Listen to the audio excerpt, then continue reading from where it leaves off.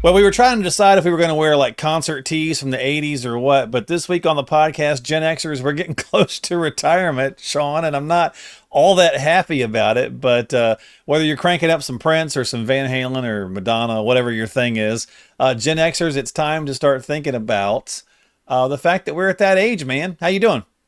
I'm good, man. A little bit of nostalgia with this one. Yeah, a little bit. This is Are you X? I know I'm definitely X. Are you X? I am. I'm on the tail end of I'm on the tail end of Gen X, Okay, and so gotcha. I proudly wear the Gen X badge of honor. As we should, as we should. We're the smallest. We are the smallest generation out there, right? Obviously, there's a lot more boomers and millennials, Gen Z.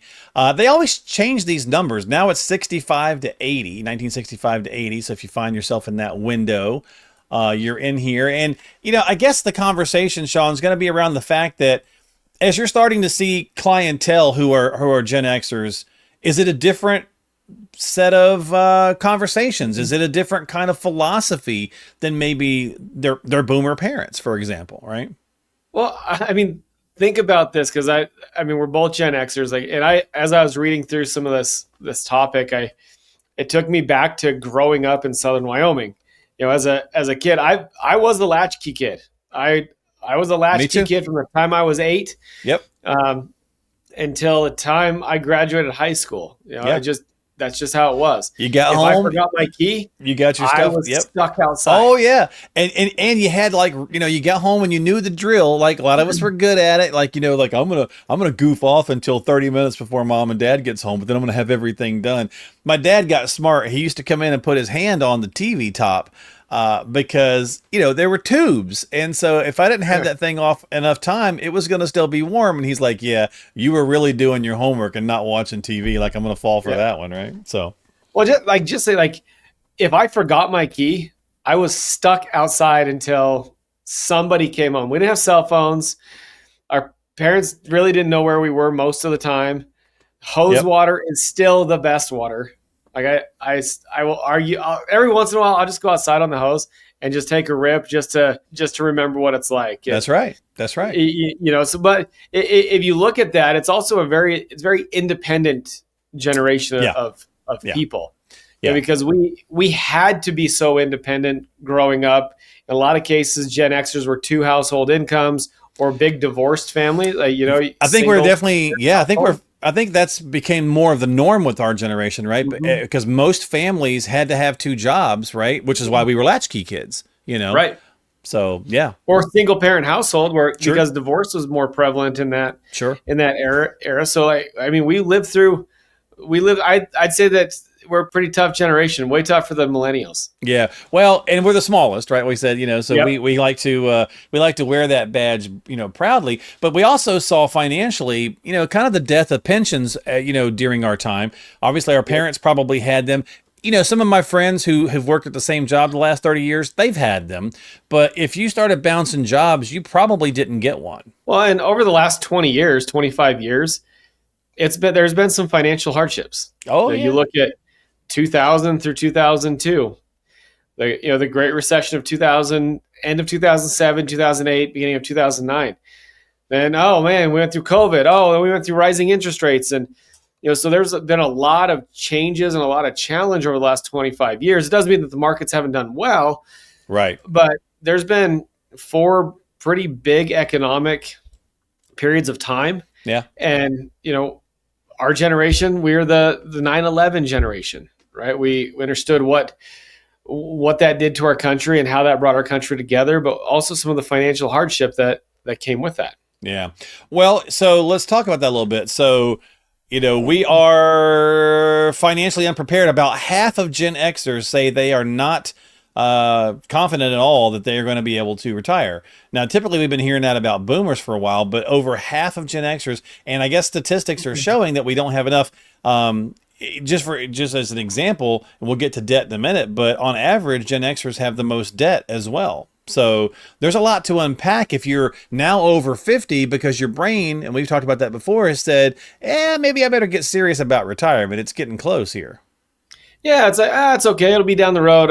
I'll go ahead and spend. I'll go ahead and buy the boat, or I'll buy right now we've got bigger houses that Yeah. that people are buying. You know, I look at the house that I grew up in, and I felt like the house was massive, you know, as a kid, when we lived there until I was 15, and it was like an 1,800 square foot home. It wasn't Right. massive, No. Yeah. but it felt massive the way they laid it out. But now what we're starting to see is that the price of housing is more expensive, right? There's crazy. houses are bigger, and this is one thing that we've noticed is that, you know, the average size of homes has increased to over 2,200 square feet. And, you know, the Gen Xers, we want our stuff now. We're not a society that waits, because we've learned from our parents, the boomers, who they just bought their stuff and they went into a little bit of debt. Those financial ideals that they have are passed down. And so we're spending money. And well, I think that's a good point, because I think we did get some of that. I think we, to your point, sorry, I think we did get some of that, Yeah. some of those lessons from our boomers, which I think were good. But we also are come of age in somebody said this to me earlier. We're the middle ground between the analog and the digital. I really like that, right? Because, you know, our parents were definitely analog, our kids are definitely digital, and we're that bridging gap between the two. And that goes to everything, technology use, blah, blah, blah, but also financially. Right. So we kind of bridging this gap and learning too. We're resourceful, but at the same time, we're also skeptical. You know, it's funny, like my wife and I actually talked about this, that we're the only generation that didn't grow up with cell phones. But when they became really prevalent, we were still young enough to transition with that technology, the smart technology. So you look at the younger generations, they're very focused on lifestyle, and there's a big push to save money again. Which is great. Right now, Gen X is just starting to catch up. They're starting to think about it more and more. And when we look at this kind of generation transition from boomers to Gen Xers, you know, now it becomes serious. You know, if you're born in 1965, you're 60 this year. Now it's like, holy crap, I never thought I was going to get there. Now what do? I've moved from saving, and it's all on me for the most part, because I don't have pensions unless I work for, you know, a government entity or a big company that's had pensions forever. Now I've saved and saved. Maybe I've changed jobs a couple of times. And what do I do with this wealth that I've accumulated? I've never had to think about it. Right. Or if you're behind the eight ball, which again, to that stat I mentioned earlier, over half of Gen Xers are, you know, behind for retirement. This is a great time to start saving. So to your point, at 65, if you're born at 65, well, you know, we've got this new little added thing that came in with the BBB, and we'll be doing a show on that as well. But from 60 to 63, we can put like 35 grand away. Like if you don't have, so if the kids are off the payroll, between your normal catch-up contributions and this little bonus thing they've added for these 3 years, of course, I think that's more the Secure Act, actually, now that I say that. But either way, you could sock away some money. Well, if you're over 50, you can put 31 grand a year away now. Right. So if you're on the younger end of that, like you can save more. And you know, I look at our generation. So we had, in some cases, we had kids younger, and so now there's a little bit more freedom there.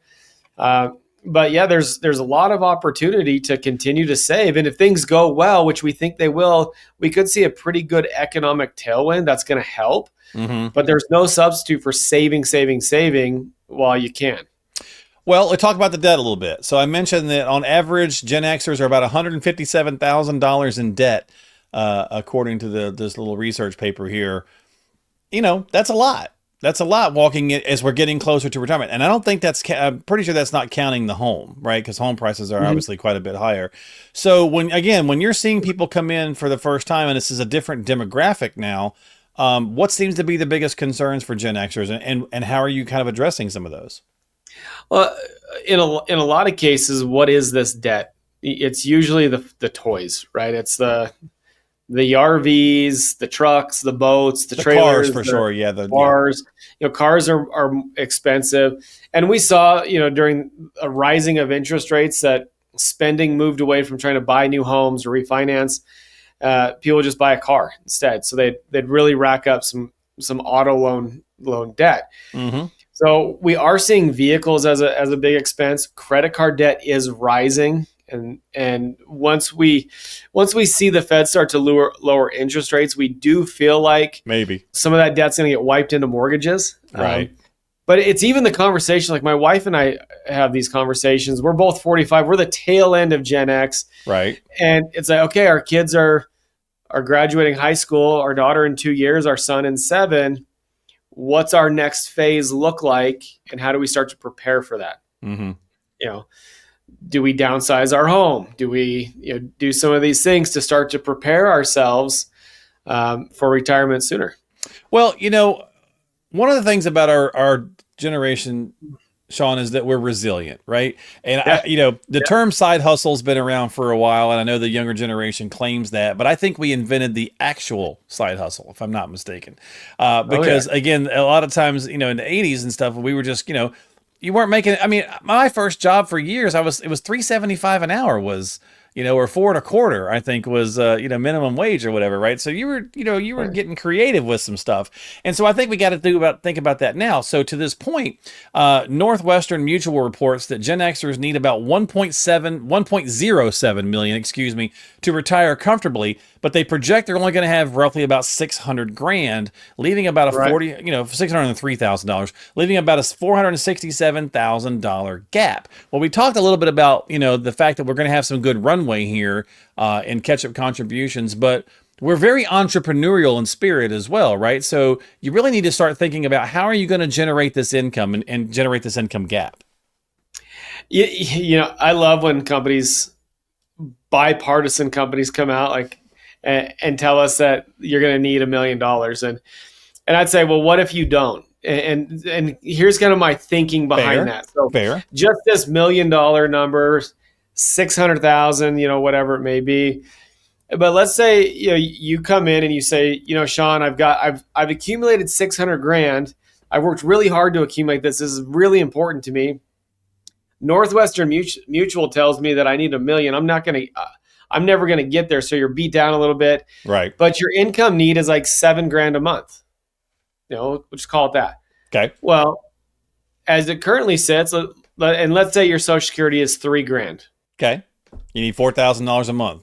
And then you're married. And let's say your wife stayed at home. So that's an extra $1,500 a month coming in. So now you've got $4,500 a month coming in. Okay. So now you have a gap of $2,500. You need $30,000. With 600 grand, that's a solvable problem. Gotcha. Yeah. So retirement is then successful. So it doesn't take, I don't know that I trust these a lot. It doesn't always take into account, well, what if you have a rental property on the side? What if you have a company that you worked for that gives you a pension? What if you have, oil royalties or, an Airbnb or, whatever it may be. Right. Or you're going to work, 30 hours a week or 15 hours a week or 5 hours a week. And you can do that from a consulting perspective. Well, that would be kind of solving that income, that would be kind of being entrepreneurial, I suppose, in spirit. But no, I love your point there because we do. I mean, we're a nation in a world of statistics. We love to throw them out there on every single thing all the time. But it makes people's heads turn, right? I mean, and we're, of course, we're sharing it and talking about it because of our demographic watching and listening to our podcast. But it's like, it's important stuff. And so how do you know if you're short? How do you know if you've got a gap? Well, that's where seeking an advisor comes into play. Right. And I think for us as Gen Xers, and maybe even yourself, because you are an advisor now, 25 years ago or 35 years ago, you might have been like, what's a financial advisor, let alone I'm not going to grow up to be one. Right.